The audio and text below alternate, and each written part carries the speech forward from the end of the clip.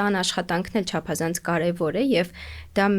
տնտեսության մեծ մասն է, հա, շատ ուսումնասիրություններ ցույց են տալիս, որ ինքը տնտեսության 40%-ը ընդ որում կարող է լինել եւ եթե այս աշխատանքը չկատարվի,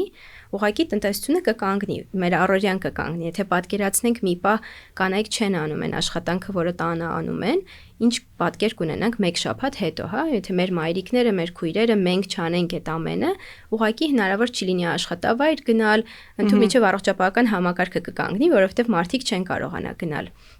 Բայց սա չի ենթադրում, որ պետք է անպայման կանայք գնան ֆորմալ աշխատանքի, սա ենթադրում է, որ պետք է բալանս լինի։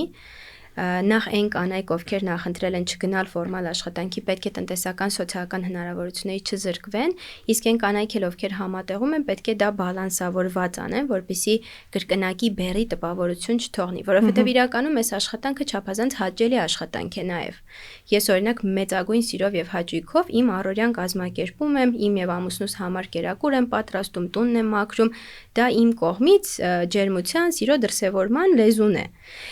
Ես ուզում եմ այդ աշխատանքը անել եւ շատ կանայք մեծագույն սիրով են այդ աշխատանքը անում եւ մեծագույն ցանկությամբ, բայց կարեւոր է որ կառուցակարգերը մեզ օգնեն բալանսավորված այդ ամենը անել,